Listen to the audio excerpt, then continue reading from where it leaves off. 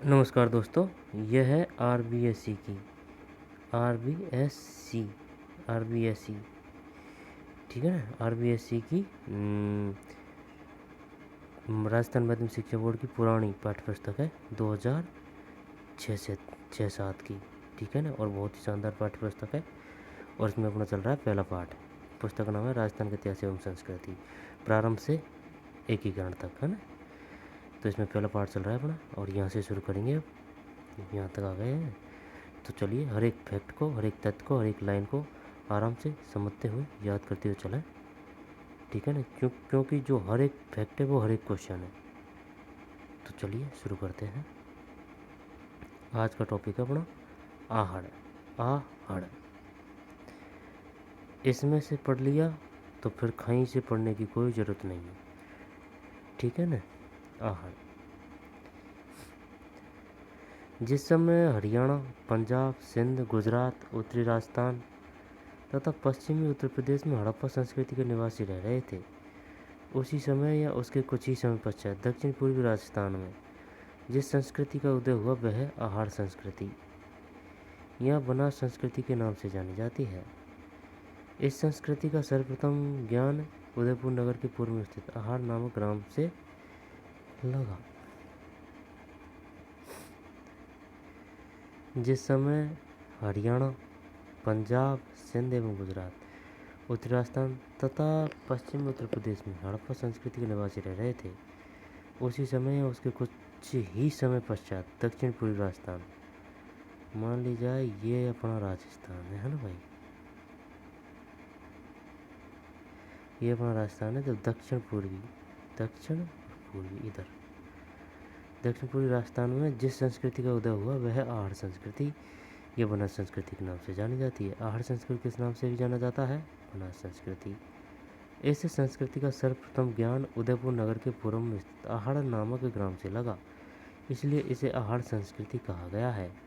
इस प्रकार इस संस्कृति के अनेक प्रस्थल बनास नदी के तटवर्ती क्षेत्रों में मिले हैं, जिसके कारण इसे बनास संस्कृति के नाम से भी जाना जाता है। बनास नदी घाटी में अब तक लगभग 50 प्रस्थल खोजे जा चुके हैं, जिनमें है आहड़, गिलुंड, बालाथल और ओजियाना। आहड़ जैसे ही है गिलुंड, बालाथल, ओजियाना। बताइए बालाथल या ओजियाना किस सभ्यता के हिस्से हैं? आहड़ बनास संस्कृति के। बनास संस्कृति या फिर आहड़ संस्कृति। आहड़, गिलुंड, बालाथल और ओजियाना का। आहड़ वासियों की प्रमुख विशेषता है कि ताम्र उद्योग में कार्य करते थे। ताम्र उद्योग उनके काल में महत्व था। ठीक, ओजियाना का उत्खनन किया जा चुका है। इस संस्कृति की दो प्रमुख विशेषता हैं। प्रथम, ये लोग ताम्र धातु कर्मकार थे। द्वितीय, ये काले एवं लाल रंग के मृद पात्रों का उपयोग करता थे, ब्लैक एंड रेड। इस संस्कृति का प्रमुख स्थल आहड़ को रत्नचंद्र अग्रवाल ने 1954 ईस्वी में खोजा। इस संस्कृत प्रमुख स्थल आहड़ को रत्नचंद्र अग्रवाल ने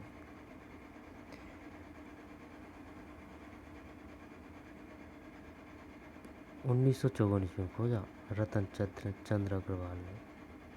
तत्पश्चात अन्य पुरास्थलों के प्रकाश में आने के पश्चात यह स्पष्ट हुआ कि यह संस्कृति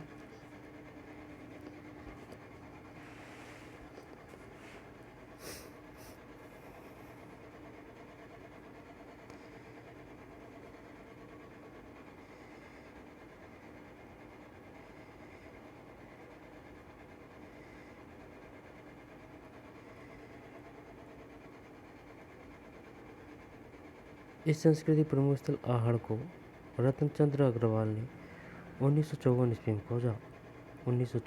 खोजा। तत्पश्चात अन्य पुरास्थलों के प्रकाश में आने के पश्चात यह स्पष्ट हुआ कि यह संस्कृति उदयपुर, चित्तौड़गढ़, भीलवाड़ा और डूंगरपुर जिलों में पर स्थित थी। बताइए आहड़ संस्कृति की खोज किसने की थी? रतन चंद्र अग्रवाल ने 1954 ईस्वी में। तत्पश्चात अन्य पुरास्थलों को प्रकाश में आने के पश्चात यह स्पष्ट हुआ कि यह संस्कृति उदयपुर, चित्तौड़गढ़, भीलवाड़ा और डूंगरपुर जिले में विस्तृत थी। सामाजिक जीवन को पढ़ते हैं। यह ग्रामीण संस्कृति थी। क्वेश्चन आ गया, बताइए आहड़ संस्कृति थी ग्रामीण, यहाँ पर शहरी ग्रामीण, ओनली ग्रामीण। यहाँ के निवासी अपनी आवश्यकता की वस्तुओं का निर्माण यहीं कर लेते थे। इन वस्तुओं के निर्माण के लिए कच्चा माल आसपास के क्षेत्रों से लाया करते थे। उत्खनन से यह स्पष्ट हुआ है कि 2000 ईसा पूर्व के लगभग ये लोग इस स्थान पर आए और स्थानीय तौर पर उपलब्ध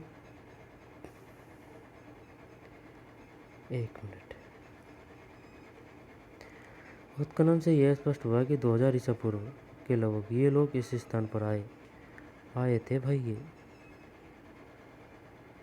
आए और स्थानीय तौर पर उपलब्ध प्रस्तरादि यानी पत्थर से नींव डालकर आवासों का निर्माण किया। इनकी दीवारें ईंटों की बनाई गई थी। प्रस्तरादि यानी कि नींव तो है पत्थर की, लेकिन दीवार है ईंट की। कुछ दीवारें बांस की चट्टानों के दोनों ओर मिट्टी का लेप करके भी बनाई गई थी। फर्श काली चिकनी मिट्टी को कूट कर बनाई जाती थी। आवासों की छत घास फूस, बांस, बल्लियों की सहायता से हल्के वजन की बनाई जाती थी। वर्तमान कालीन आवासों की तरह यह छत दोनों ओर से ढलवा बनाई जाती थी। आवास पर्याप्त लंबे होते थे, जिन्हें बीच में दीवार खड़ी करके अनेक खंडों में बांट लिया जाता था। एक और के खंड को रसोई के रूप में प्रयोग किया जाता था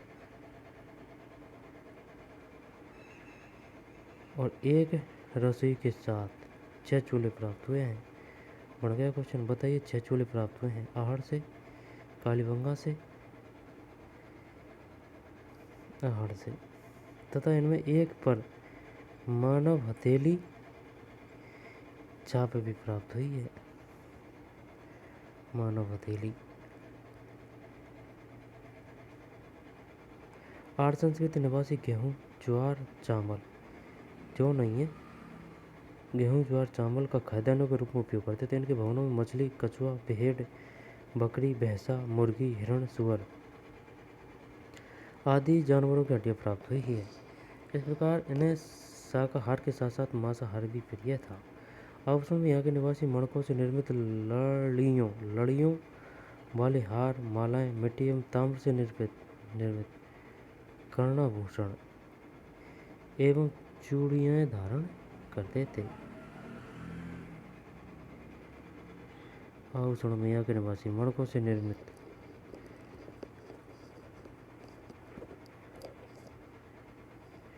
लड़ियों वाले हार, मालाएं या मिट्टी एवं ताम्र से निर्मित कर्णाभूषण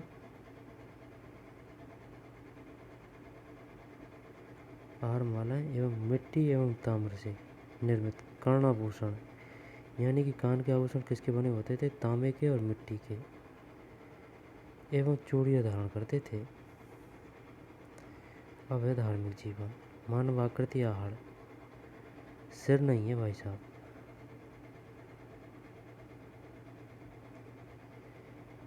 धार्मिक जीवन है, धार्मिक जीवन पढ़ते हैं। उत्खनित सामग्री से आहड़ संस्कृति के निवासियों के धार्मिक जीवन पर कोई विशेष प्रभाव नहीं पड़ता। उत्खनन में दीपों की उपस्थिति से यह संकेत मिलता है कि पूजा का मुख्य अनुष्ठान दीपक जलाना रहा होगा और अब भी दीपक जलाया जाता है। मातृ देवी एवं बैल की मणिमूर्ति की प्राप्ति से उनका अभी विशिष्ट महत्व स्थापित होता है। यानी कि मातृ देवी और बैल की। बताइए मिट्टी की, बैल की और मातृ देवी की मूर्ति कहाँ से प्राप्त हुई है? आहड़। एक पाषाण खंड पर नारी के दोनों पैर उकेरे गए हैं। नारी के दोनों पैर, जिनका भी संभवतः धार्मिक महत्व था। ठीक। आर्थिक जीवन। आहड़ निवासियों के आर्थिक जीवन में कृषि, पशुपालन, ताम्रकला, मृदपात्र कला, व्यापार एवं वाणिज्य आदि सभी साधनों का महत्व था। आहड़ संस्कृत निवासी कृषि में गेहूँ, ज्वार एवं चावल है की खेती करते थे तथा कृषि उपकरणों में तांबे की कुल्हाड़ियों का उपलब्ध हुई है। पशुओं में गाय, भैंस, भेड़, बैल, बकरी पाली जाती थी। ये लोग हाथी एवं घोड़े से भी परिचित थे। घोड़े से परिचित थे भाई। ये आई समझ में। इनमें आर्थिक जीवन में ताम्र उद्योग एवं वर्धमान उद्योग पर विशेष महत्व रहा होगा।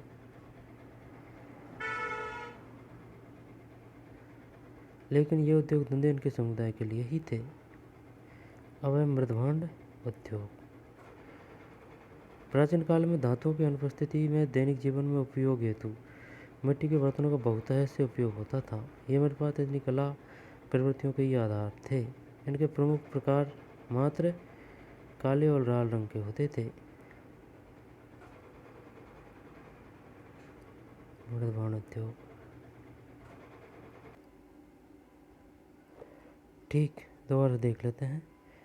आहड़ संस्कृति के निवासी कृषि में गेहूँ, ज्वार, चावल की खेती करते थे तथा कृषि उपकरणों में तांबे की कुल्हाड़ियाँ उपलब्ध हुई है। पशुओं में गाय, भैंस, बैल, भेड़, बकरी ने तो गेंडा का है ने भैंसा का उल्लेख है। ये लोग हाथी एवं घोड़े से परिचित थे, जबकि सिंधु सभ्यता के लोग घोड़े से परिचित नहीं थे।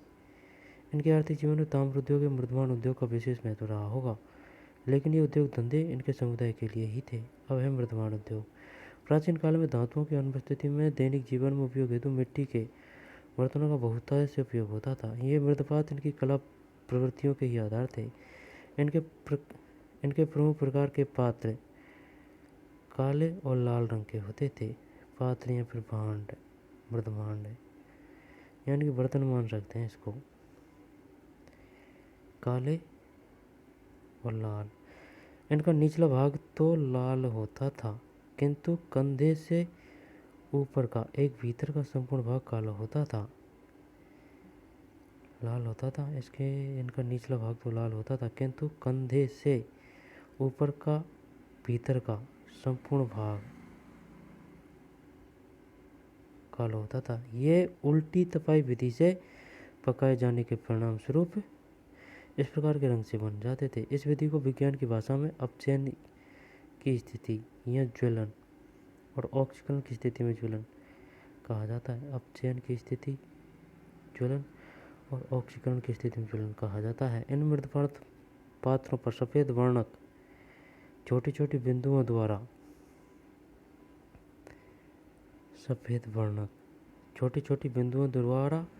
त्रिभुज, चतुष्कोण, वृत्त, रेखाएं, जालियां, घासनुमा आकृति का अंकन किया जाता था।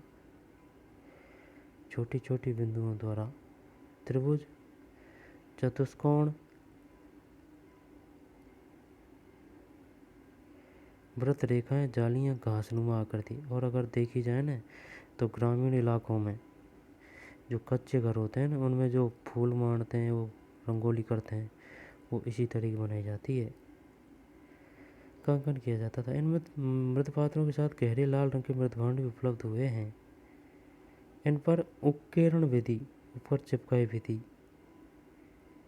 तथा तराश कर अलंकरण किया जाता था। ये पात्र आकार प्रकार में बड़े थे। समुद्र ने अन्नादि संग्रह किया जाता है। 1 मिनट। छोटी छोटी बिंदुओं द्वारा त्रिभुज, चतुष्कोण, वृत्त, रेखाएं, जालियां, घासनुमा आकृति का अंकन किया जाता था। इन मृतपात्रों के साथ गहरे लाल रंग के मृतपात्र भी उपलब्ध हुए हैं।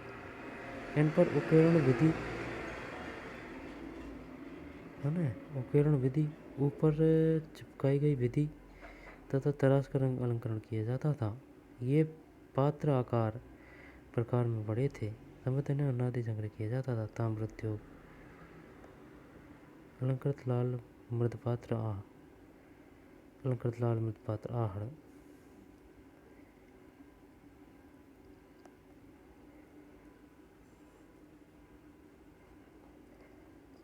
ये लाल बर्तन है, न्यूराक्लित मृदपात्र यानी कि मिट्टी के पात्र, लाल आहड़।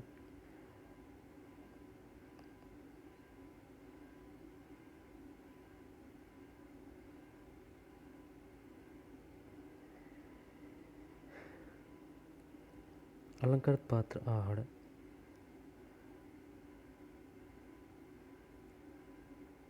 ये देख डिजाइन।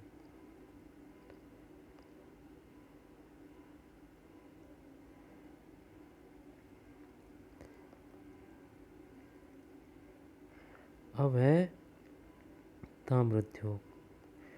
आहड़ के निकटवर्ती क्षेत्र में 40 खदानें ऐसी प्राप्त हुई है जहाँ प्राचीन काल में ताम्र खनिज निकाला गया है। आहड़ के उत्खनन में ताम्र निर्मित छल्ले, चूड़ियाँ, सूरमे की सलाइयाँ तथा कुल्हाड़ियाँ प्राप्त हुई है। आहड़ के उत्खनन में ताम्र निर्मित छल्ले, चूड़ियाँ, आहड़ के उत्खनन में ताम्र निर्मित छल्ले है ना, चूड़ियाँ, सूरमे की सलाइयाँ तथा कुल्हाड़ियाँ प्राप्त हुई है। आहड़ संस्कृति से मिला है छल्ले, चूड़ियाँ, सूरमे की सलाइयाँ तथा कुल्हाड़ियाँ प्राप्त हुई है। यही नहीं, एक गड्ढे में ताम्र खनिज तथा एक तांबे का पत्थर भी मिला है। ताम्र खनिज तथा एक तांबे का पत्थर मिला है। ये तांबे का निष्कर्षण यही करते थे। विद्वानों का अनुमान है कि ये लोग इस क्षेत्र में ताम्र खनिज की उपलब्धता के कारण ही आकर बसे थे। इस संस्कृति के लोग एक ऐसे सामाजिक ढांचे में व्यवस्थित थे जिनसे यह आशा नहीं की जा सकती थी कि इनकी आर्थिक जीवन में व्यापार एवं वाणिज्य की कोई भूमिका थी। फिर भी यदि अन्य स्थानों से इन लोगों का कोई संपर्क था तो उसका एकमात्र कारण ताम्र ही रहा होगा। ताम्र कुल्हाड़ी, ये ताम्र कुल्हाड़ी है भाई, तांबे की कुल्हाड़ी है।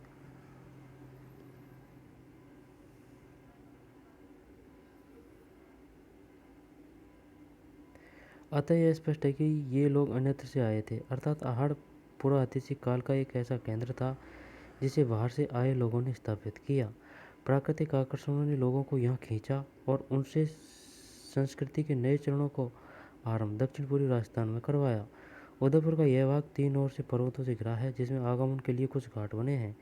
उत्तर पूर्व का यह खुला हुआ भाग चंबल और यमुना घाटी की ओर है।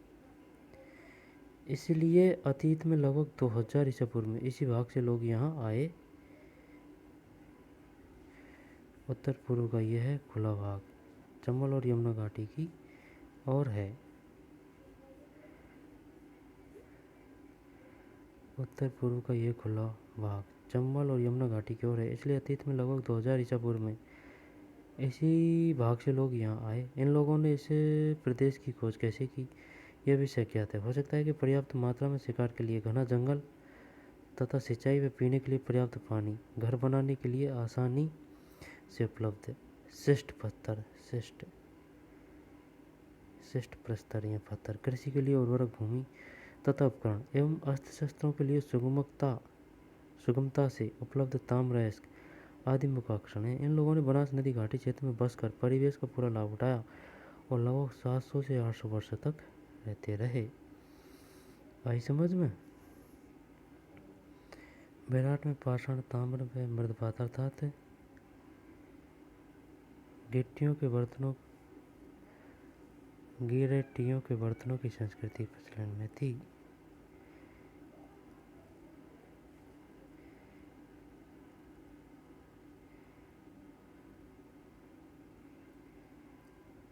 नहीं ये जाना क्या है यार, छोड़ इसको, है ना। ये आहड़ हो गई और देख लेते हैं।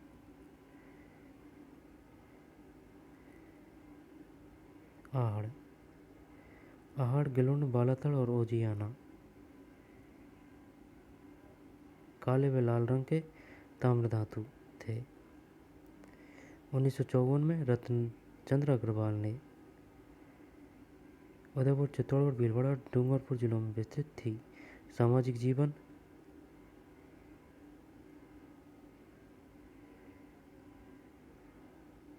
फर्श काली चिकनी मिट्टी को कूट कूट कर बनाई जाती थी। एक रसोई में एक साथ 6 चूल्हे प्राप्त हुए हैं। बताइए 6 चूल्हे कहाँ से मिले हैं? आहड़ से। आहड़, आहड़।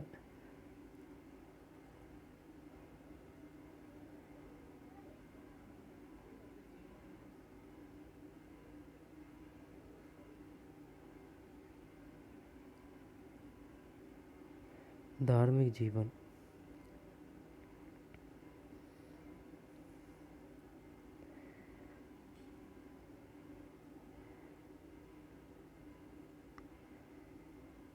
देख धार्मिक जीवन। एक पाषाण खंड पर नारी के दोनों पैर उकेड़े गए हैं, जिनका भी समृद्ध धार्मिक महत्व था, है ना। आर्थिक जीवन, गेहूं, ज्वार और चावल, तांबे की कुल्हाड़ी उपलब्ध हुई है। गाय, भैंस, भेड़, बकरी, बर्धवांड। उल्टी तपाई विधि, बताइए उल्टी तपाई विधि से पकाए जाने वाले बर्तन कहाँ मिले हैं? आहड़ से। अपचयन की स्थिति, ज्वलन और ऑक्सीकरण की स्थिति में ज्वलन।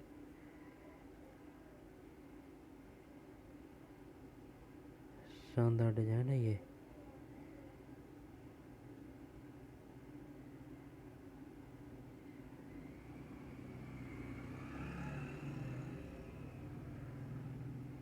बाहर से आए थे लोग। अब है भाई साहब बैराठ, आई समझ में, जयपुर बाड़ी। बैराठ, विराट नगर, इसको पढ़ते हैं अब। राजस्थान राज्य के उत्तर पूर्व में जयपुर जिले के शाहपुरा उपखंड में विराट नगर कस्बा, जिसे जिसे बैराठ भी कहा जाता है, एक तहसील मुख्यालय है। एक मिनट, राजस्थान के, ये अपना राजस्थान है ना। जब एक तहसील मुख्य, राजस्थान राज्य के उत्तर पूर्व में, है ना, जयपुर जिले के शाहपुरा उपखंड में विराट नगर कस्बा, जिसे बैराठ भी कहा जाता है, एक तहसील मुख्यालय है। जयपुर जिले के शाहपुरा उपखंड में विराट नगर कस्बा, जिसे बैराठ भी कहा जाता है, एक तहसील मुख्यालय है। यह क्षेत्र पुरातत्व एवं इतिहास की दृष्टि से अत्यंत महत्वपूर्ण क्षेत्र है। आगे बात समझ में, यानी कि यह बात भाई बता रहा है, जयपुर है ना, जयपुर, जय में है शाहपुरा उपखंड में विराट नगर कस्बा, कस्बा है विराट नगर। जो विराट नगर है उसको जाना जाता है बैराठ। आई समझ में, विराट नगर कहते हैं चाहे बैराठ कहते हैं, एक बात है। लेकिन विराट नगर किसके उपखंड में है? शाहपुरा उपखंड में विराट नगर कस्बा, जिसे बैराठ भी कहा जाता है, एक तहसील मुख्यालय है। ठीक भाई। यह क्षेत्र पुरातत्व एवं इतिहास की दृष्टि से अत्यंत महत्वपूर्ण क्षेत्र है। प्राचीन काल में मत्स्य जनपद, मत्स्य क्षेत्र एवं मत्स्य देश के रूप में उल्लेखित किया जाने वाला यह क्षेत्र वैदिक युग से निरंतर वर्तमान काल तक अपना विशिष्ट महत्व प्रदर्शित करता रहा है। यह क्षेत्र मुख्य रूप से पर्वतीय प्रदेश है। ऊंचे ऊंचे पर्वतों के निकट स्थित छोटी छोटी ग्रेनाइट चट्टानों की पहाड़ियाँ यहाँ के लोगों के लिए सुरक्षित आश्रय स्थल है। पर्वतीय भूभाग होने के कारण नदी नाले भी है। इस प्रकार प्राचीन काल में मानव के लिए अनुकूल पर्यावरणीय परिस्थितियाँ दिखाई देती है। आई समझ में। अब है पाषाण युग। पाषाण युग पर्वतीय कंदराओं, गुफाओं एवं वन्य प्राणियों वाला यह क्षेत्र प्रागैतिहासिक काल से ही मानव के आकर्षण का केंद्र रहा है। इस क्षेत्र में मानव की उपस्थिति के प्रमाण पाषाण युग से ही प्राप्त होने लगे हैं। कब से? पाषाण युग से। प्रागैतिहासिक काल में मानव ने आसानी से उपलब्ध पाषाण, लकड़ी एवं हड्डी का किसी न किसी प्रकार से उपयोग किया है। लकड़ी एवं हड्डी दीर्घकालीन परिस्थितियों में नष्ट हो गई, लेकिन पाषाण जिसको उसने उपयोग लेने के लिए थोड़ा बहुत गढ़ा है या तराशा है, एक ही बात है, उपलब्ध यहाँ हुए हैं। अर्थात प्रागैतिहासिक मानव के प्रमाण सामान्यतः पाषाण उपकरण ही है। प्रागैतिहासिक कालीन मानव के प्रमाण सामान्यतः पाषाण उपकरण ही है जो उपलब्ध होते हैं। इसलिए इस युग के मानव को पाषाण युगीन मानव कहा जाता है। आई समझ में। इस क्षेत्र में डिंगारिया और भानगढ़ भानगढ़ तो अलवर में। ढिंगारिया, ढिंगारिया भानगढ़ से गोला समूह पर निर्मित उपकरण प्राप्त हुए हैं जिन्हें पुरापाषाण उपकरण कहा जाता है। बताइए पुरापाषाण उपकरण कहाँ से प्राप्त हुए हैं? बैराट से, जबकि बैराट में भी ढिंगारिया और भानगढ़। गोला समूह। इस युग का मानव पूर्णतः प्रकृतिजीवी था। प्राकृतिक रूप से उपलब्ध फल फूल कंदमूल आखेट में मारे गए वन्य पशुओं से अपनी भूख मिटाता था। पाषाण युग की द्वितीय अवस्था मध्य पाषाण युग के उपकरण बैराट के उत्तर एवं दक्षिण दोनों भागों में प्राप्त हुए हैं। पाषाण युग की द्वितीय अवस्था मध्य पाषाण युग के उपकरण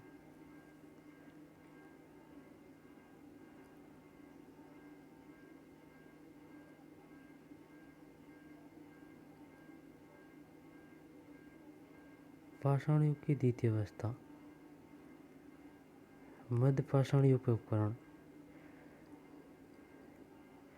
बैराट के उत्तर एवं दक्षिणी दोनों भागों में प्राप्त हुए हैं। एक मिनट, पाषाण युग की द्वितीय अवस्था, जैसे कि मान लीजिए यह पाषाण युग है ना, तो युग की द्वितीय अवस्था मध्य पाषाण युग के उपकरण बैराट के उत्तर एवं दक्षिण दोनों भागों से प्राप्त हुए हैं। इस काल में पर्यावरणीय परिवर्तन हुए जिसके कारण पशु समूह अपने अनुकूल स्थलों की ओर गमन कर गए। बड़े बड़े जानवरों के शिकार पर आश्रित रहने वाला मानव अब छोटे छोटे जानवरों का आखेट करने लगा। इस कारण से इसे अपने उपकरणों में भी परिवर्तन करना पड़ा, जो अब लागू हो गए। इस काल में मानव पानी की झीलों के किनारे टीलों पर अस्थायी रूप से झोंपड़े बनाकर रहने लगा। धीरे धीरे उसने हाथ में मृदपात्रों का निर्माण करना सीखा। ये मृदपात्र कम पर्क तथा रेत से निर्मित बेडोल एवं भोले मोटे हैं। एक मिनट, कम पर्क मतलब ये मृदपात्र कम पर्क तथा रेत से निर्मित बेडोल एवं भोले मोटे हैं। इस काल मानव के मन में सौंदर्य भावना को दिखाई देता है। लघु पाषाण उपकरणों पर कलात्मक रेखांकन किसके उदाहरण है? आई समझ में? लघु पाषाण उपकरणों का बताइए। लघु पाषाण उपकरण प्राप्त हुए हैं आहड़ से, नहीं बैराट से।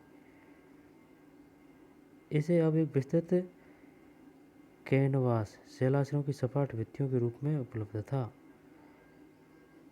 कैनवास शैलाश्रों की सपाट भित्तियों के रूप में उपलब्ध था। मृदपाट निर्माण प्रारंभ होने के पश्चात इन पात्रों की सतह भी उसी कलात्मक प्रवृत्तियों का आधार बनी।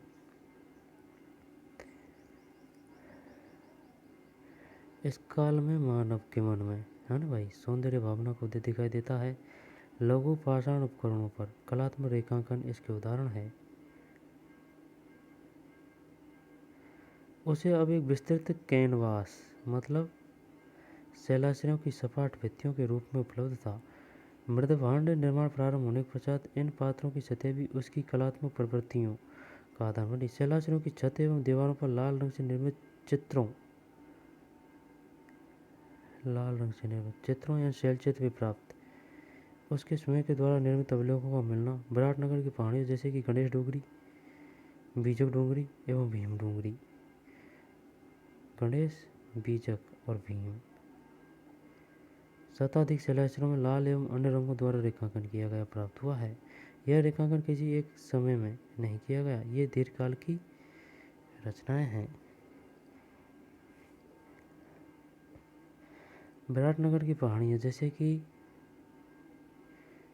गणेश डोंगरी, बीजक डोंगरी और भीम, गणेश और भीम और बीजक, लाल एवं अन्य रंगों का रेखांकन किया गया प्राप्त हुआ है। यह रेखांकन किसी एक समय में नहीं किया गया, ये दीर्घकाल की रचनाएं हैं, यहाँ की टाइम से चली आ रही है। आई समझ में? ये ऐसे टाइम से चली आ रही है। ताम्र युग। मध्य पाषाण युग के पश्चात धातु युग का प्रादुर्भाव हुआ। मध्य पाषाण के बाद में धातु युग आ रहा है। धातुओं का प्रादुर्भाव हुआ और धातुओं में सर्वोत्तम ताम्र पाषाण की अपेक्षा अधिक सुदृढ़, सुंदर और चिकना था। पाषाण के अपेक्षा इसके अनुसार रूपाकृति दी जा सकती थी। अब इसे स्थायी औजार प्राप्त हुए धातु ज्ञान और अगर वैसे देखी जाए तो तांबे में क्या काई थोड़ी लगती है, हैं? नहीं लगती थी यार। इसे अनुसार रूपाकृति दी जा सकती है ना। अब इसे स्थायी औजार प्राप्त हुए धातु ज्ञान से तत्कालीन मानव जीवन में क्रांतिकारी परिवर्तन ला दी। इस काल में मानव चाक पर मृदुभाण बनाने लगा था। ताम्र धातु का ज्ञान रखने वालों लोगों में आकर कलर पात्र परंपरा के पात्रों का निर्माण किया जो ठीक से पकाए नहीं गए।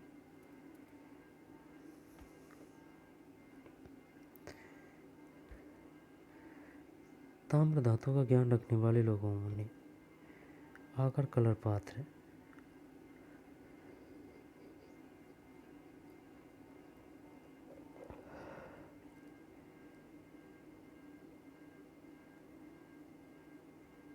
मानव चाक पर मृदभांड बनाने लगा था। चाक वही कुम्हारवाड़ा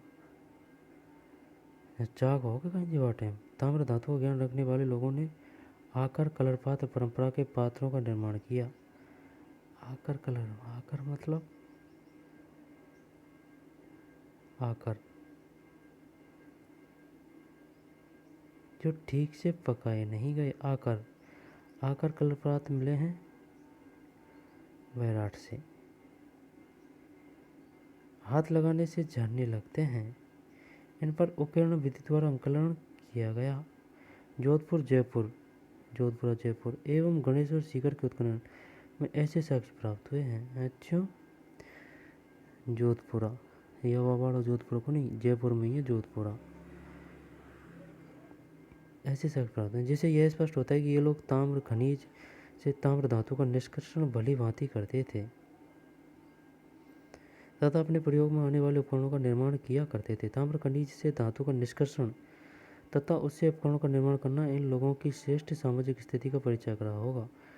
ताम्र खनिज से धातु का निष्कर्षण तथा उससे उपकरणों का निर्माण करना यानी कि तामुसु छटाई करवो। अच्छा, थोड़ा काम है यार। संभवतः इसी कारण से ओकर कलर पात्र संस्कृति का इस क्षेत्र से अन्य क्षेत्रों में विस्तार हुआ होगा। ओकर कलर पात्र ओकर कलर पात्र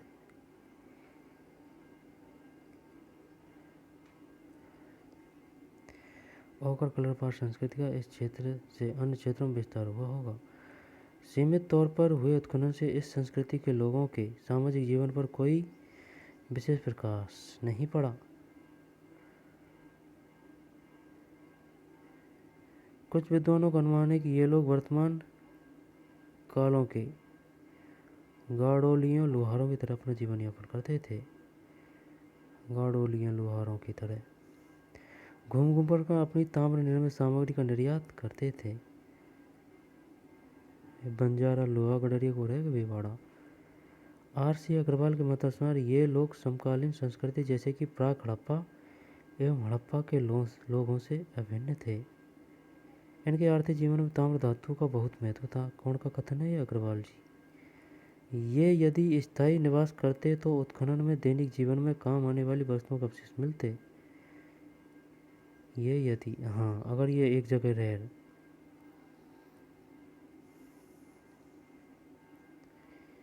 ना भाई, निवास करते तो उत्खनन में दैनिक जीवन में काम वाली वस्तुओं का अवशेष मिलते। इनके जीवन में आगटक का महत्व रहा। ओकर कलर पात्र परंपरा से ओकर कलर पात्र किसे कहते हैं या फिर आप इसके बारे में क्या जानते हैं? यहाँ पर ओकर कलर पात्र से निम्नलिखित कौन सा कथन सत्य है, असत्य है? ओकर कलर पात्र संबंधित है? कैसे भी क्वेश्चन आ सकता है। परंपरा से संबद्ध अनेक स्थलों से मछली पकड़ने के कांटे प्राप्त हुए हैं। अच्छा, तथा ताम्र के अन्य उपकरणों में पुलाड़ियाँ आई समझ। तांबे की बात है, पुलाड़ियाँ मिली है।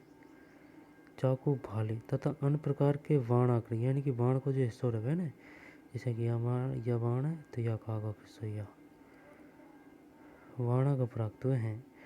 ऑकर कलर पात्र परंपरा के अनुसार ब्लैक एंड रेड पात्र परंपरा संस्कृति के अवशेष मिलते हैं। ऑकर कलर पात्र परंपरा के अनुसार ब्लैक एंड रेड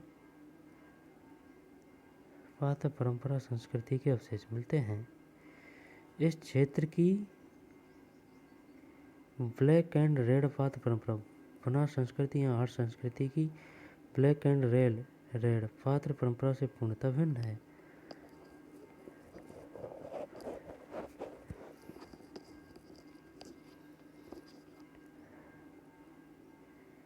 एक मिनट। ऑकर कलर पात्र परंपरा के पश्चात, यानी कि उसके बाद में ब्लैक एंड रेड पात्र परंपरा संस्कृति के अवशेष मिलते हैं। यानी कि पहले है ऑकर कलर पात्र, फिर है ब्लैक एंड रेड, काली और लाल वर्तमान अवशेष मिले हैं। इस क्षेत्र की ब्लैक एंड रेड पात्र परंपरा बनार संस्कृति या आहार संस्कृति की ब्लैक एंड रेड पात्र परंपरा से पूर्णतः भिन्न है भाई, एक जैसी नहीं है। बनार संस्कृति का अलग सिस्टम है, ब्लैक एंड रेड का इसका अलग सिस्टम है। बैराट के संदर्भ में यह पेंटेड ग्रे पात्र संस्कृति से पूर्वकालीन है। पेंटेड ग्रे पात्र पूर्वकालीन है। आहार संस्कृति से संबंध ब्लैक एंड रेड पात्र परंपरा में मध्य पात्रों के काले भाग पर सफ़ेद रंग से चित्रकारी की गई है, जबकि बैराट के इस पात्र परंपरा में कोई किसी प्रकार की चित्रकारी नहीं है। बैराट के संदर्भ में यह पेंटेड ग्रे पात्र संस्कृति से बैराट के संदर्भ में यह पेंटेड ग्रे पात्र संस्कृति से पेंटेड पूर्व एक मिनट यहाँ से बाहर जा रही है बात। ऑकर कलर पात्र परंपरा के पश्चात ब्लैक एंड रेड पात्र परंपरा संस्कृति के अवशेष मिलते हैं। यानी कि ऑकर कलर पात्र परंपरा के पश्चात, यानी कि के बाद में इस क्षेत्र की ब्लैक एंड रेड पात्र परंपरा बनार संस्कृति या आर्ट संस्कृति ब्लैक एंड रेड पात्र परंपरा से पूर्णतः भिन्न है, यानी कि अलग है। बैराट के संदर्भ में यह पेंटेड ग्रे पात्र संस्कृति से पूर्वकालीन है।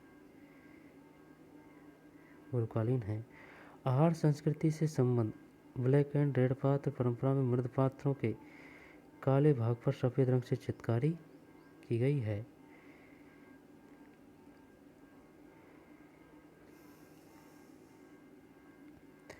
बैराट के संदर्भ में यह पेंटेड ग्रे पात्र संस्कृति से एक मिनट ऑकर कलर पात्र जी बाद में ब्लैक एंड रेड बनार संस्कृति आर्ट संस्कृति तो अलग है ना। बैराट के संदर्भ में यह पेंटेड ग्रे पात्र संस्कृति पूर्वकालीन है। आहार संस्कृति से संबंधित ब्लैक एंड रेड पात्र परंपरा में मृद पात्रों के काले भाग पर सफ़ेद रंग से चित्रकारी की गई है। आहार कान में ब्लैक एंड रेड पात्र परंपरा मृद पात्रों के काले भाग पर सफ़ेद से, जबकि बैराट की इस पात्र परंपरा में कोई किसी प्रकार की चित्रकारी नहीं है। तो इसका मतलब तो यही है, ये वो है ना आहार वो बनासवाड़ी आहड़वाड़ी उससे भी पहले की है, कोई चित्रकारी नहीं है। आहड़ से पहले की है बैराट, कोई चित्रकारी नहीं है तो भाई ब्लैक एंड रेड, लेकिन आहड़वाड़ी में चित्रकारी है, जिसे कि भाई साहब यह मटकी है ना, यह मटकी है तो अब चित्रकारी करी गई है, लेकिन यहाँ पे कोई चित्रकारी नहीं है, एकदम पिछाई है।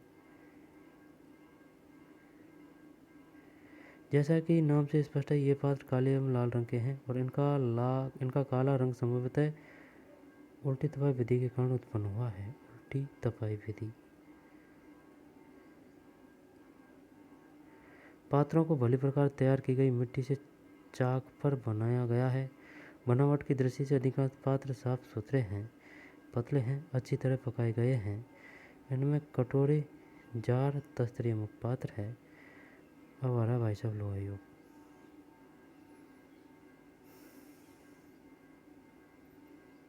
ब्लैक एंड रेड पात्र संस्कृति पश्चात इस क्षेत्र में सलेटी रंग के चित्रित मृदभांड पेंटेड ग्रेवेयर PGW संस्कृति के पूर्वावशेष प्राप्त होते हैं।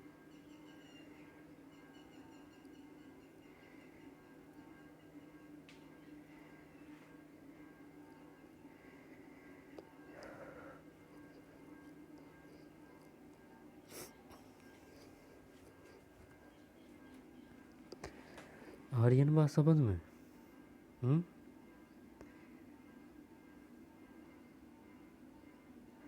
लोहे युग दोबारा देखते हैं। ब्लैक एंड रेड पात्र संस्कृति पश्चात इस क्षेत्र में सलेटी रंग के चित्रित मृदभांड पेंटेड ग्रे वेयर PGW संस्कृति के पूर्वावशेष प्राप्त होते हैं।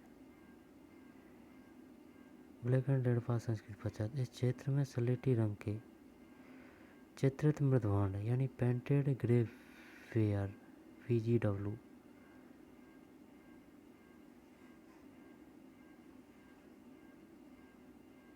ब्लैक एंड रेड पात्र संस्कृति पश्चात इस क्षेत्र में सलेटी रंग के चित्रित मृदभांड यानी कि पेंटेड ग्रे वेयर यानी कि PGW।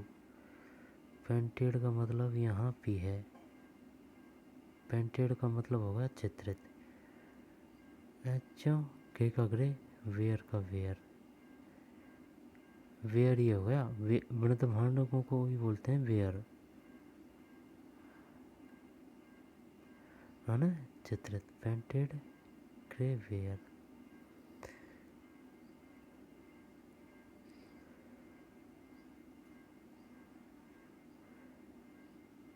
संस्कृति प्राप्त गंगा घाटी में यह पात्र संस्कृति 1100 ईसा पूर्व में विद्यमान थी तथा 5वीं शताब्दी ईसा पूर्व तक प्रचलित रही। गंगा घाटी में यह पात्र सलेटी रंग के हैं। इन पर काले एवं गहरे भूरे रंगों से चित्रांकन किया गया प्राप्त हुआ है। सलेटी रंग के इन पर काले एवं गहरे भूरे रंग से चित्रांकन किया गया प्राप्त है, इसलिए इसे आंग्ल भाषा में पेंटेड ग्रे, अंग्रेजी भाषा में कहा गया। ये पात्र पतले एवं हल्के हैं। इनका रंग इन्हें भट्टी में अपचन विधि से पकाने के कारण हुआ लगता है। चित्रांकन के प्रारूप में अधिकांश ज्यामितिक आकृतियां जैसे विभिन्न प्रकार की आड़ी तिरछी रेखाएं, बिंदुएं, अर्धवृत्त, वृत्तों की श्रृंखला, स्वास्तिक का अंकन प्राप्त हुआ है। आड़ी तिरछी रेखाएं, ठीक, बिंदुएं, अर्धवृत्त, वृत्तों की श्रृंखला व स्वास्तिक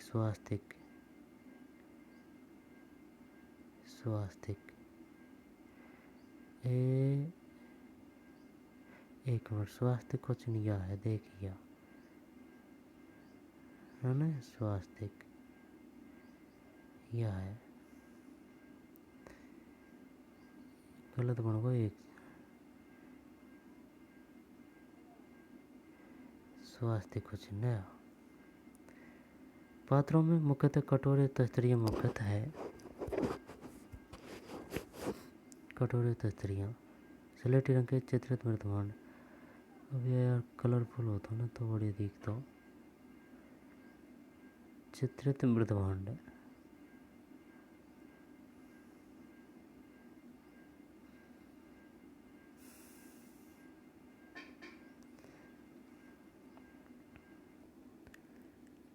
और ये बात समझ में। अब ये है भाई साहब सलेटी रंग के चित्रित मृदभांड। ये कलरफुल होता ना तो दिखता।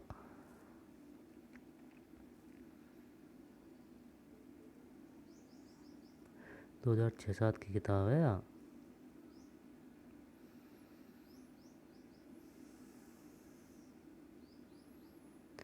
ढांचा तैयार करके उस पर मिट्टी का प्रस्तर करते थे। कहीं कहीं पर कच्ची मिट्टी के आवासों के प्रमाण भी मिले हैं। इनका जीवन पूर्णतः ग्रामीण संस्कृति का दिखाई देता है। मुख्य व्यवसाय कृषि एवं पशुपालन था। ये क्वेश्चन भी काफ़ी आता है कि बताइए सिंधु घाटी की सभ्यता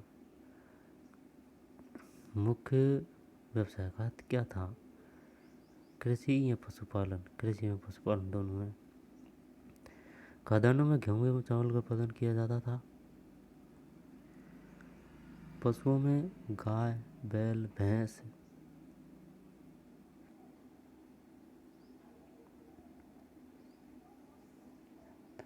पशु में गाय, बैल, भैंस, सुअर।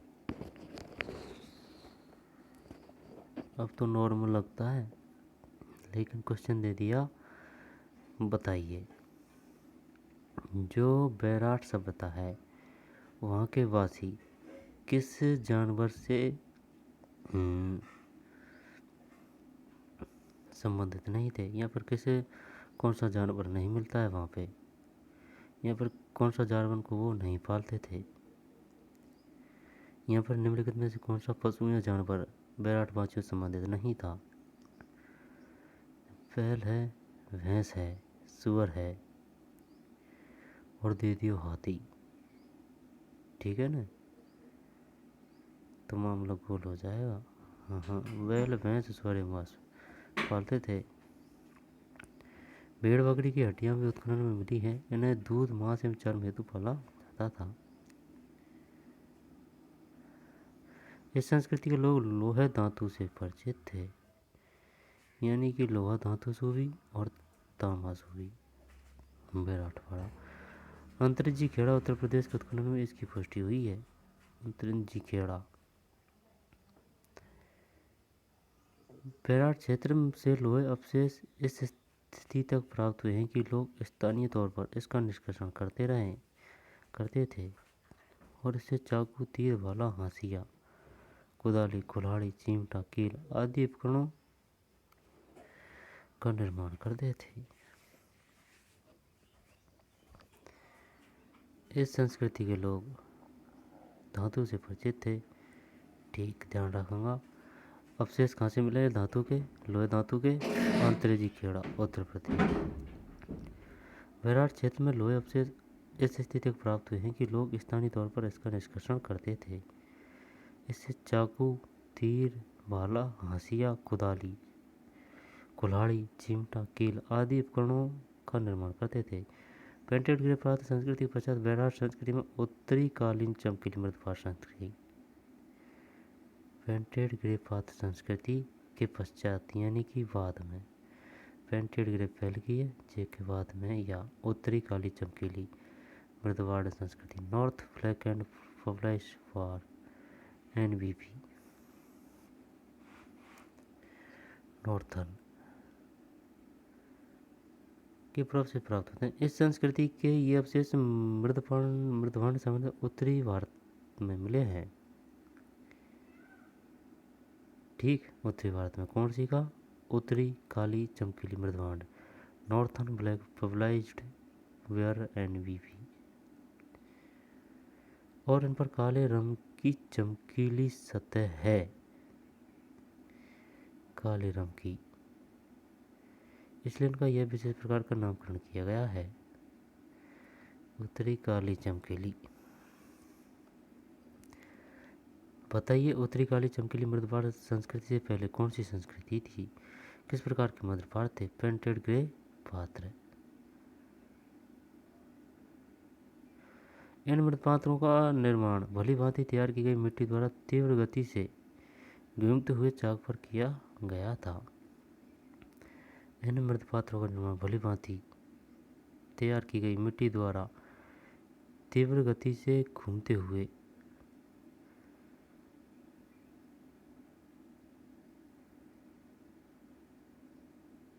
तत्पश्चात धूप में सुखाकर तेज आग में तपाया जाता था।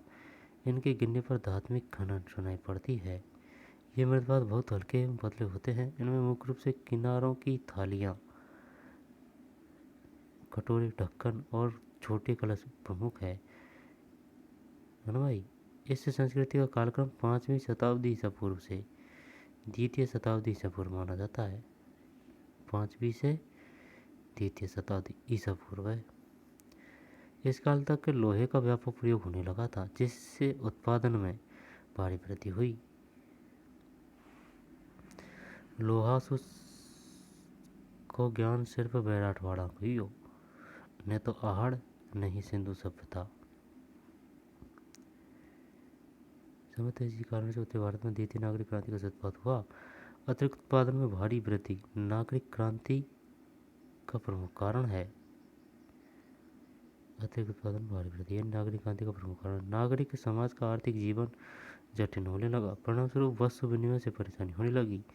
इन्हीं आवश्यकताओं आर्थिक जटिलताओं ने सिक्कों के प्रचलन का मार्ग प्रशस्त किया। ताम्र एवं रजत निर्मित आहत सिक्के, रजत चांदी, पंचमार्क कॉइन्स हमारे देश के प्राचीनतम सिक्के हैं। लेख रहित तांबे के सिक्के भी इनके समान प्राचीन माने गए हैं। सिक्कों के प्रचलन में व्यापार वाणिज्य के विकास में भारी प्रगति हुई है। यानी कि मेन बात यही है, जहाँ लिखा पढ़ी नहीं है, वह सिंपल सादा और है ना, तो वह तो पुरानी है। आई समझ में? क्योंकि पहला चित्र वित्र वगैरह था, कोई लेखन शैली नहीं, तो वे फैल का, और जो लेखन शैली ये है, ये बात का है। मौर्य साम्राज्यकालीन बैराठ।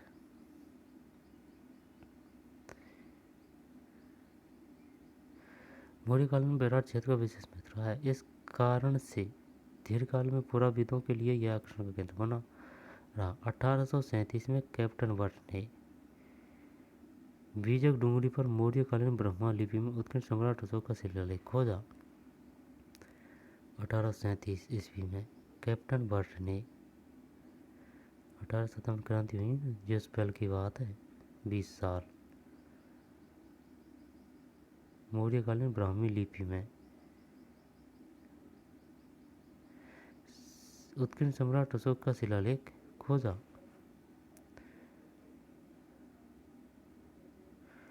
स्थानीय लोग ऐसे लेख को बीजक कहकर पुकारते थे।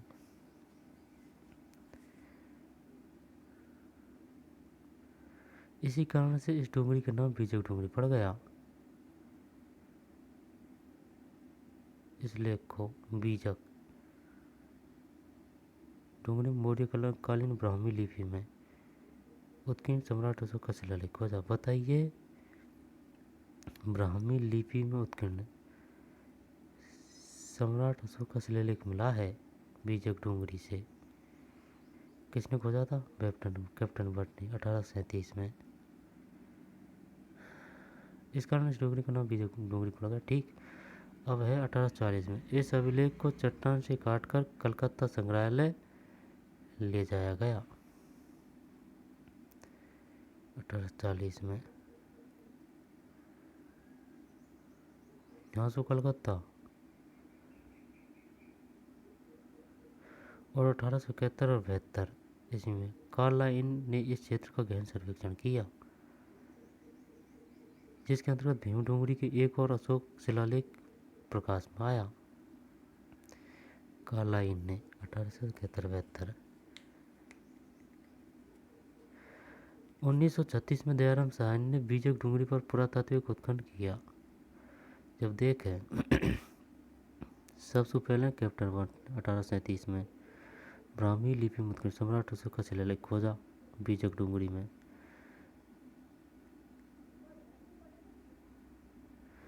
1840 में इस अभिलेख को चट्टान से काटकर कलकत्ता लेगा। 1840 में, है ना। 71 और 72 की बात में कार्लाइन ने एक क्षेत्र का गहन सर्वेक्षण किया। किसने? कार्लाइन ने। कब? 1871-72 में, जिसके अंतर्गत भीम डूंगरी में एक और अशोक शिलालेख प्रकाश में आया 1936 ईस्वी में। आई समझ में? दयाराम साहनी ने बीजक डूंगरी पर पुरातात्विक उत्खनन किया, जिसके दौरान मौर्यकालीन अशोक स्तंभ, बौद्ध मंदिर एवं बौद्ध विहार आदि के ध्वंसावशेषों प्राप्ति हुई। तत्पश्चात 1962 में NR बनर्जी ने पुनः पुरातात्विक सर्वेक्षण किया। कितने कर लियो। 1837 में कैप्टन बट, बीजक डूंगरी, है ना, ब्राह्मी लिपि। 40 में चट्टान से काटकर कलकत्ता संग्रहालय ले गए इस अभिलेख को। फिर है 71-72 में कार्लाइल भीम डूंगरी, है ना। फिर है 1936 में दयाराम साहनी बीजक की डूंगरी पर पुरातात्विक उत्खनन किया, जिसके दौरान मौर्यकालीन अशोक स्तंभ, बौद्ध मंदिर एवं बौद्ध विहार आदि के ध्वंसावशेषों की प्राप्ति हुई। जिसके बाद में तत्पश्चात 1962 में NR बनर्जी ने पुनः पुरातात्विक सर्वेक्षण किया। भारतीय पुरातात्विक सर्वेक्षण विभाग के महानिदेशक अमरानंद घोष ने भी इस क्षेत्र का निरीक्षण किया।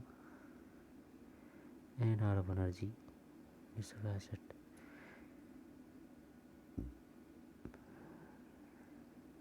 1990 में बैराट कस्बे के निकट स्थित इन पहाड़ियों गणेश डूंगरी, बीजक डूंगरी, भीम डूंगरी स्थित शैलाश्रयों में अनेक शैल क्षेत्र खोजे गए। इस प्रकार बैराट क्षेत्र पुरा संपदा से संपन्न होने के कारण पुरातत्ववेत्ताओं एवं इतिहासकारों को दीर्घकाल से निरंतर अपनी ओर आकर्षित करता रहा है। 1990 में बीजक डूंगरी के शिखर पर क्रमशः 2 प्लेटफॉर्म है। उत्खनन के दौरान निचले प्लेटफॉर्म पर बौद्ध स्तूप के पुरावशेष प्राप्त हुए हैं। यह गोलाकार स्तूप स्तंभों पर आधारित चुनार के पत्थर से निर्मित था। इसके पूर्वी ओर 6 फुट चौड़ा द्वार तथा स्तूप के चारों 7 फुट चौड़ा गोलाकार परिक्रमा मार्ग था। उत्खनन में स्तंभ छत्र के टूटे हुए प्रस्तरावशेष प्राप्त हुए हैं। यहाँ से दोबारा से लेते हैं। बीजक डूंगरी के शिखर पर क्रमशः 2 प्लेटफॉर्म है, 2 जगह। उत्खनन के दौरान निचले यानी नीचे वाला हिस्सा ने वहाँ पे बुद्ध स्तूप का अवशेष प्राप्त हुआ। पुरावशेष यह गोलाकार स्तूप स्तंभों पर आधारित चुनार के प्रस्तर से निर्मित था। इसके पूर्व की ओर 6 फुट चौड़ा तथा स्तूप के चारों ओर 7 फुट चौड़ा गोलाकार परिक्रमा मार्ग था। उत्खनन में संभवतः छत्र के टूटे हुए प्रस्तरावशेष प्राप्त हुए हैं। इसी डूंगरी से 5 से 7 मीटर ऊंचे प्लेटफॉर्म पर बौद्ध विहार के ध्वंसावशेष प्राप्त हुए हैं। 7 मीटर ऊंचे। यहाँ बौद्ध धर्मानुयायी साधना या उपासना करना सीखते होंगे। यहाँ की छोटी छोटी कोठरियाँ साधना कक्ष स्वरूप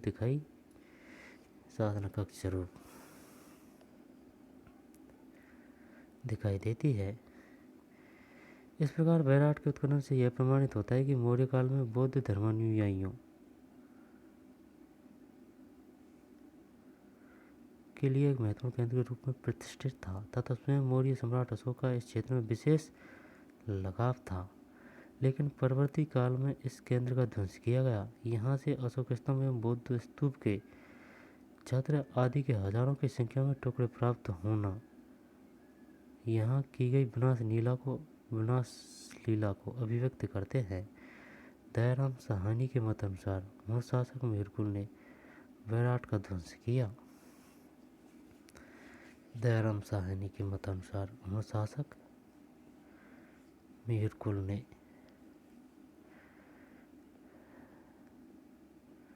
बैराट का ध्वंस किया। मूल शासक मिहिरकुल ने 6ठी शताब्दी ईस्वी के प्रारंभ काल में पश्चिमोत्तर भारतीय क्षेत्र के 15 वर्षों तक शासन किया था।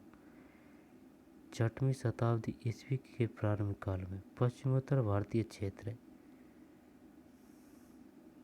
15 वर्ष तक। प्रसिद्ध चीनी यात्री हेनसांग के अनुसार मिहिरकुल ने पश्चिमोत्तर भारत में 1600 स्तंभ बौद्ध विहारों को ध्वस्त किया था। किसके अनुसार है? हेनसांग के अनुसार कि मिहिरकुल ने पश्चिमोत्तर यानी पश्चिम और उत्तर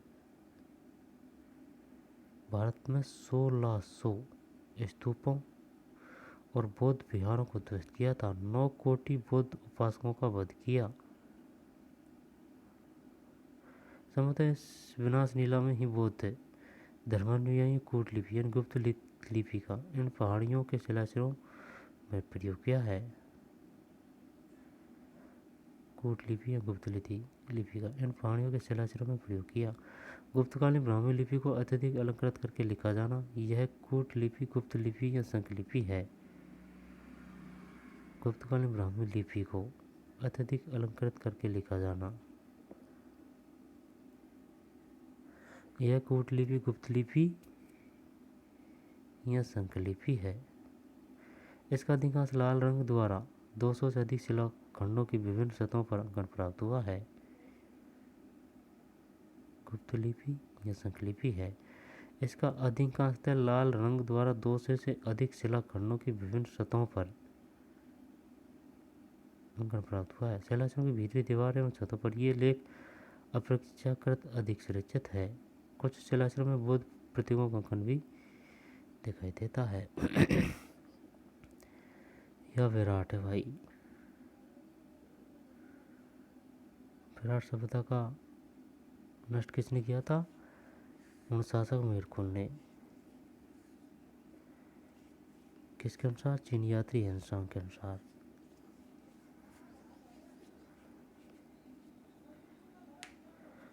बताइए कहाँ पर कूटलिपि या गुप्त लिपि का प्रयोग किया गया है? ये किया गया है बैराठ में।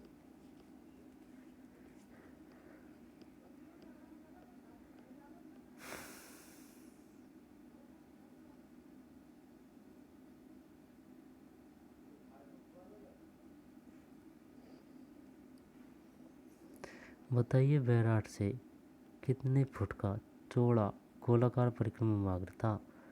7 फुट।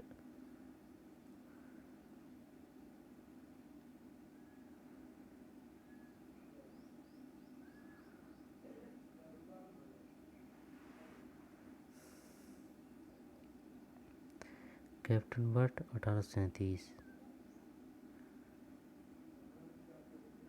1871 कार्लाइल। 1936 में दयाराम साहनी ने।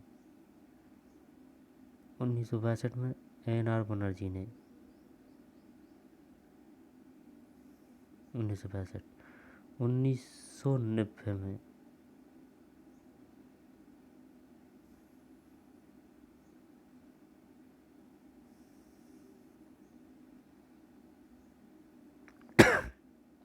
चलिए आगे चलते हैं। ये अपना पाठ पूरा। अब है महत्वपूर्ण बिंदु।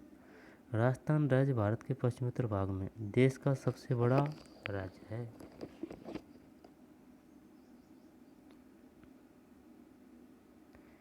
महत्वपूर्ण बिंदु। राजस्थान राज्य भारत के पश्चिमोत्तर भाग में देश का सबसे बड़ा राज्य। ठीक। राज्य 33 जिलों में विभक्त है तथा इसकी 2001 ईस्वी में 564.73 लाख जनसंख्या थी। 2001 के अनुसार है। राज्य में दक्षिण पश्चिम में उत्तर पूर्वी और अरावली पर्वत श्रृंखला पर स्थित है। इसकी सर्वाधिक ऊंची चोटी सिरोही जिले में गुरु शिखर है।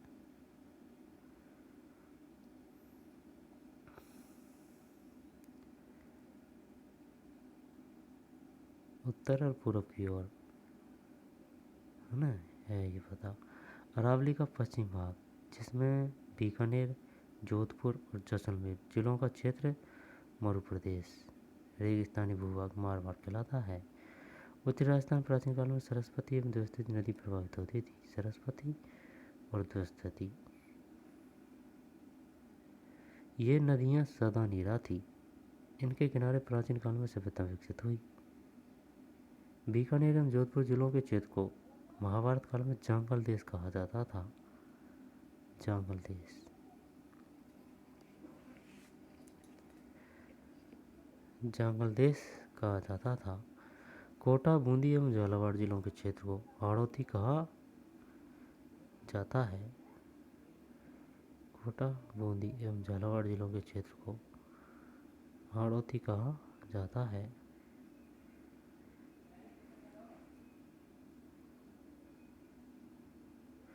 बीकानेर एवं जोधपुर जिलों के क्षेत्र को महाभारत काल में जांगल देश, कोटा, बूंदी एवं झालावाड़ हाड़ौती।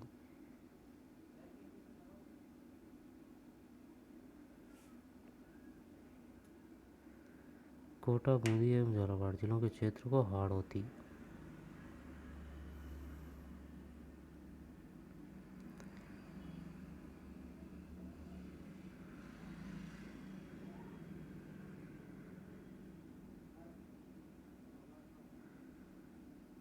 कोटा, बूंदी एवं झालावाड़ जिलों के क्षेत्र को हाड़ौती कहा जाता है। 1 मिनट। उत्तरी राजस्थान में प्राचीन काल में सरस्वती और सरस्वती नदियाँ प्रवाहित होती थी। ये नदियाँ सदा नीरा थी। पहला प्राचीन काल में, आई समझ में? अब तो कह रही थे वहाँ ये किनारे प्राचीन काल में सभ्यता व्यक्ति इनके किनारे, ठीक। बीकानेर में जोधपुर जिले के क्षेत्र को महाभारत काल में जंगल देश किसे कहा जाता है? बीकानेर में जोधपुर को जंगल देश कब कहा जाता था? महाभारत काल में। कोटा, बूंदी, झालावाड़, कोटा बूंदी नहीं है, झालावाड़ भी है, प्राचीन काल हाड़ौती। जयपुर एवं भरतपुर का कुछ क्षेत्र एवं अलवर जिले का भूभाग, जयपुर, भरतपुर एवं अलवर जिले का कुछ भूभाग मत्स्य देश कहलाता था, जिसकी राजधानी विराटनगर, विराट थी।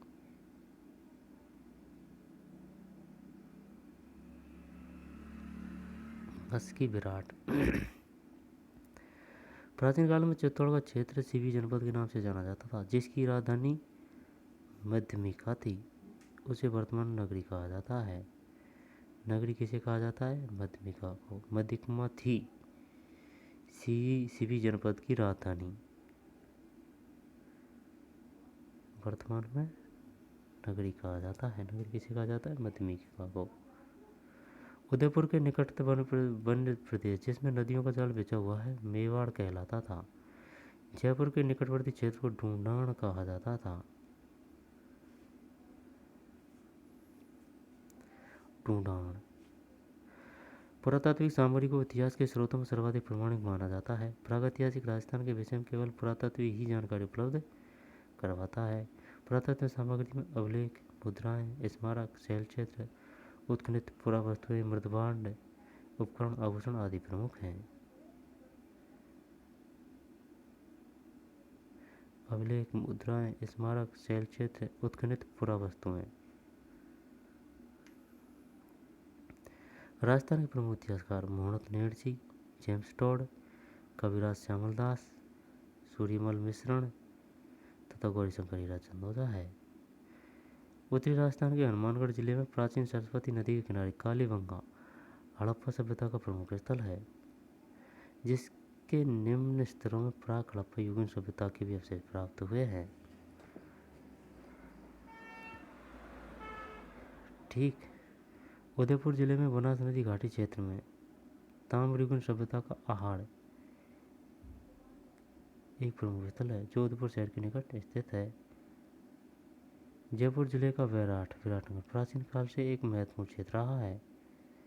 मौर्य काल में सम्राट अशोक ने यहाँ अपने 2 शिलालेख चट्टान पर खुदवाए थे।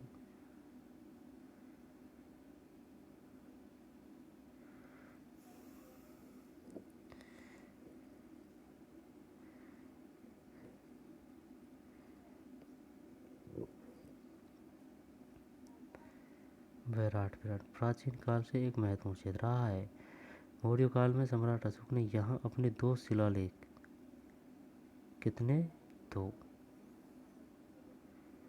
चट्टान में, जो एक को तो कलकत्ता ही लेगा, है ना, एक और है बीजक डूंगरी और भीम डूंगरी। बैराट के उत्खनन में बौद्ध स्तूप, अशोक स्तंभ, बौद्ध विहार के ध्वंसांश से प्राप्त हैं, यानी कि टूटे फूटे नष्ट किया हुआ मिला है। बैराट की गणेश डूंगरी, बीजक डूंगरी एवं भीम डूंगरी के अनेक शिलाक्षरों में उत्तर गुप्तकालीन संख लिपि में लिखे लेख मिले हैं। गणेश डूंगरी बताइए कहाँ पे संख लिपि में लिखे हुए लेख मिले हैं? बैराट या आहड़, कलीबंगा, मोहनजोदड़ो। बैराट संख लिपि में लिखे हुए लेख मिले हैं। संख लिपि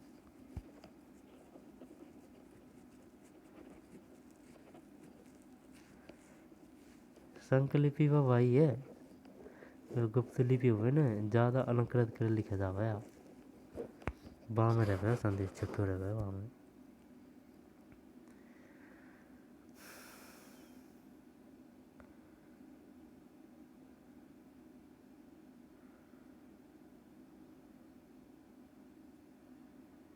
अब है वैशाख प्रश्न।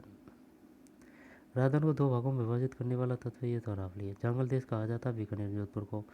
मत्स्य देश की राजधानी विराटनगर। निम्नलिखित कथनों में से कौन सा कथन असत्य है? पुरातात्विक प्राचीन काल के बारे में प्रमाणिक जानकारी प्रदान करता है, सही है। शैलचित पर्वतीय क्षेत्र में स्थित शैलाश्रम में किया गया चित्रांकन, सही है। पृथ्वीराज रासो की रचना चंद्रवदय ने की, ये नहीं है, जेम्स टॉड, कर्नल टॉड है वो, है ना। राजस्थान में सबसे प्राचीन सिक्के प्राप्त हुए हैं, वे कहलाते हैं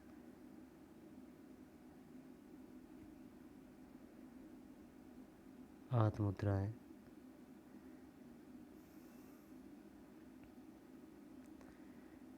उत्तर है क्या में? है उत्तर तो आत्ममुद्राएं। राजस्थान में विस्तृत पर्वत श्रृंखला का नाम लिखिए। अरावली पर्वतमाला। भौगोलिक दृष्टि से राजस्थान के प्रमुख भागों का नाम लिखिए। पर्वतीय प्रदेश, पठारी क्षेत्र, मैदानी, मरुस्थली, है ना, नदी। राजस्थान के पश्चिम क्षेत्र की प्रमुख नदी का नाम लिखिए। लूनी नदी। राजस्थान के उत्तरी क्षेत्र में प्रवाहित होने वाली प्राचीन नदी का नाम लिखिए। सरस्वती नदी। मत्स्य देश के अंतर्गत आने वाले भूभाग का नाम लिखिए। अलवर, भरतपुर तथा भरतपुर का कुछ भाग मत्स्य देश कहलाता है। राजस्थान के दक्षिण पूर्वी क्षेत्र को क्या कहा जाता था? आड़ संस्कृति। जयपुर के निकटवर्ती क्षेत्र को क्या कहा जाता था? ढूंढान। पृथ्वीराज विजय के रचयिता का नाम जयनक। वंश भास्कर के रचयिता का नाम सूर्यमल मिश्रण। महाराणा जसवंत सिंह के दीवान द्वारा रचित कृति का नाम लिखिए।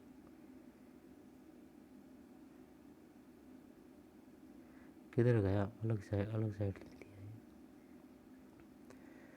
राजस्थान राज्य में हड़प्पा सभ्यता के स्थल का नाम लिखिए। कालीबंगा।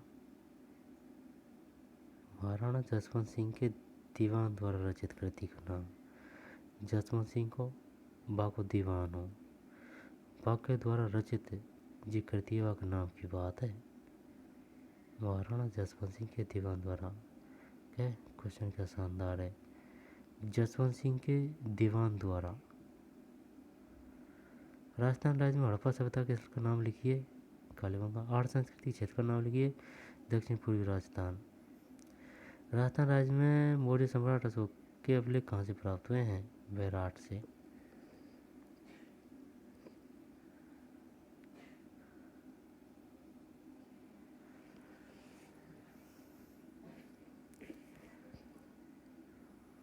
बैराट से। मत्स्य क्षेत्र में बौद्ध धर्म से संबंधित पुरावशेष किस डोंगरी से प्राप्त हुए हैं? बीजक, बौद्ध बीजक। मत्स्य क्षेत्र में बौद्ध केंद्र पर आक्रमण करने वाले कौन थे? अनुशासक वीरकुल। 8 पंक्तियों में उत्तर दीजिए। राजस्थान राज्य के प्रमुख प्राकृतिक भूभागों के नाम लिखिए। पश्चिम राजस्थान में प्रभावित होने वाली नदियों के नाम लिखिए। मेवाड़ एवं मारवाड़ किस क्षेत्र को कहा जाता है?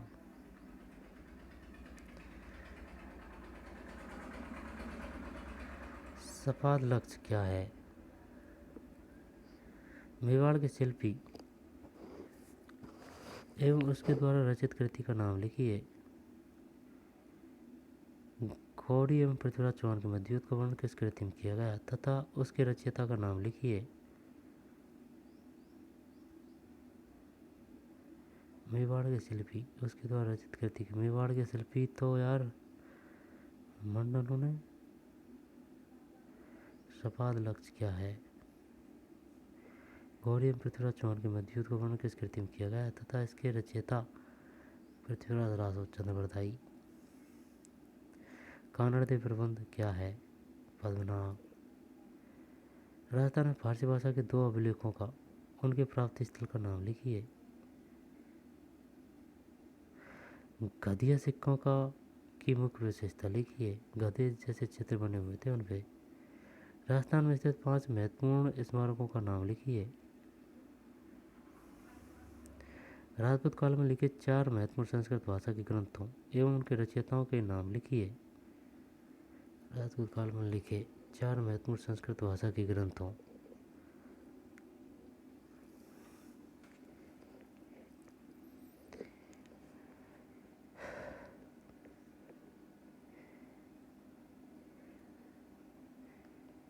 राजपूत काल में लिखे 4 महत्वपूर्ण संस्कृत भाषा के ग्रंथों एवं उनकी कृतियों रचयिताओं के नाम लिखिए।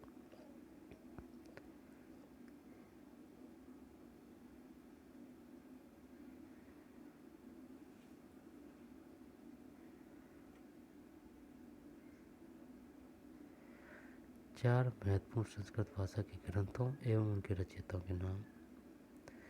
ख्यात साहित्य क्या है? इनकी 3 ख्यात ग्रंथों का नाम लिखिए। किन्हीं 3। श्यामल दास कौन थे? इनकी रचनाओं के नाम लिखिए। वीर विनोद, श्यामल दास। गौरी शंकर हीराचंद ओझा की रचनाओं के नाम लिखिए। कालीबंगा कहाँ स्थित है? यह क्यों प्रसिद्ध है? आर्य संस्कृति की प्रमुख विशेषताएं लिखिए। राजस्थान के इतिहास के प्रमुख साहित्य स्रोतों का उल्लेख कीजिए। राजस्थान के इतिहास के पुरातात्विक स्रोतों का वर्णन कीजिए। राजस्थान की भौगोलिक विशिष्टताओं को उल्लेख करते हुए उनको प्राचीन काल में किन किन नामों से जाना जाता था विवरण कीजिए। इतिहास के प्रमुख साहित्य स्रोतों का साहित्यिक स्रोत, पुरातात्विक स्रोत। राजस्थान के प्रमुख इतिहासकारों का नाम उल्लेख करते हुए उनकी रचनाओं का विवरण दीजिए। पूर्व पाठ आओ भाई।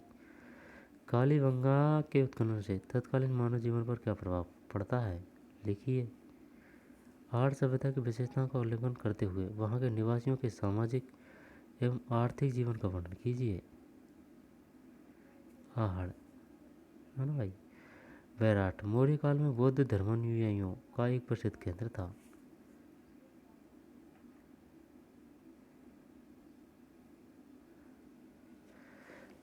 वैराट मौर्य काल में बौद्ध धर्मानुयायियों।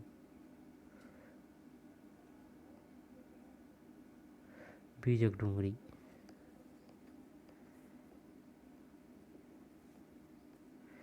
मौर्य काल में बौद्ध धर्मानुयायियों का एक प्रसिद्ध केंद्र था वैराट। विवरण कीजिए। आई समझ में। मोनोतुर नैरचिरी ख्यात 13 का उत्तर वैराट विराटनगर के बीजक डूंगरी भीम डूंगरी से मोनोतुर नैरचिरी ख्यात मारवाड़ परगना की विगत है ना। पश्चिम में प्रवाहित नदियाँ लूनी, जोजड़ी, सुकड़ी, वांडी, जवाई, कोहिया।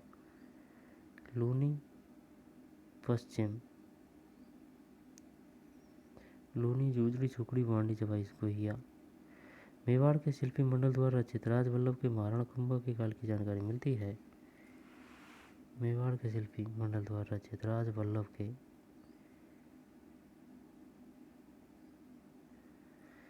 जालौर के शासक कानड़देव के समय रचित एक मुष्ट कृति है।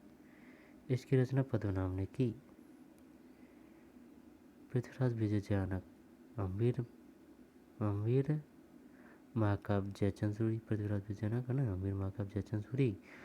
सुरजन चरित्र चंद्रशेखर। राजवल्लभ शिल्पी मंडन। प्रबंध चिंतामणि मेरुतुंग।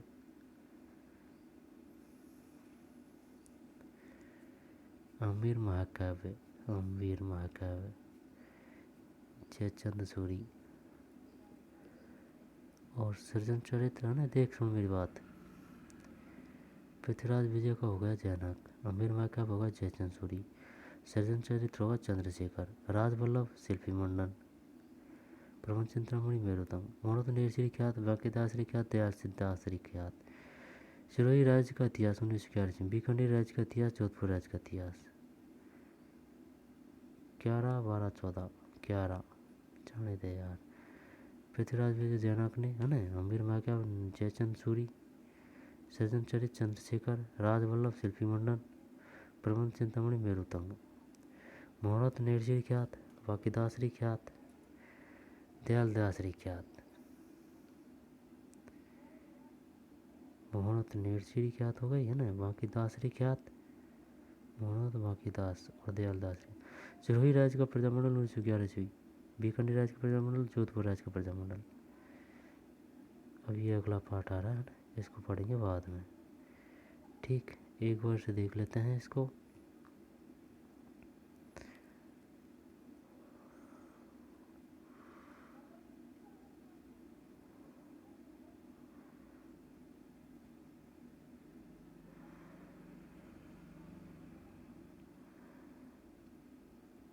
ये किताब है बढ़िया है। और ये पाठ है पहला, परिचय इतिहास के स्रोत।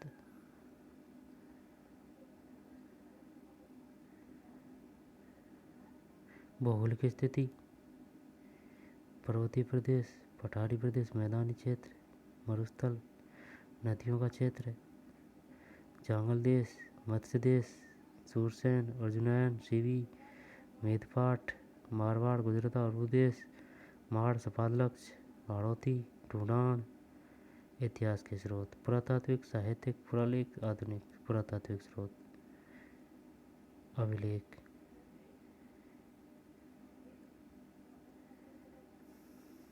मुद्राएं, सिक्के,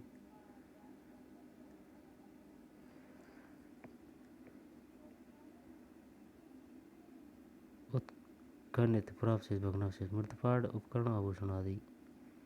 साहित्यिक स्रोत, संस्कृत साहित्य, राजवल्लभ में।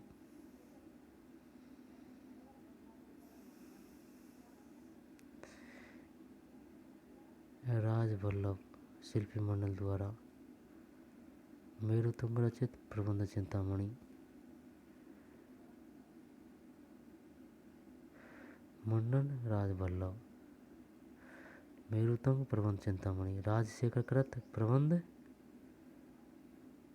कोश, रणछोड़ भट्ट द्वारा रचित अमर काव्य वंशावली। गजब यार, देख। मंडन का है राजवल्लभ और मेरुतंग का है प्रबंध चिंतामणि, राजशेखर का है प्रबंध कोश, रणछोड़ भट्ट द्वारा, और अमर काव्य वंशावली।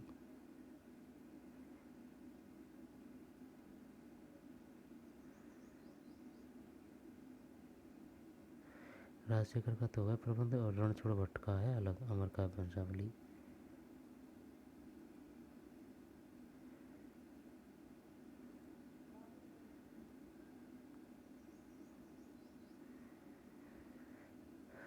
इनमें से आ जाएगा 2-4 क्वेश्चन तो।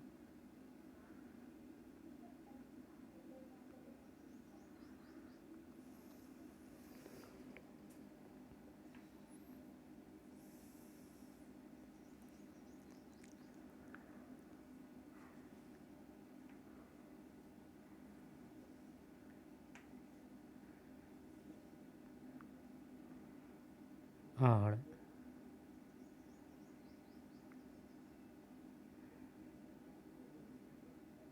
बैराट,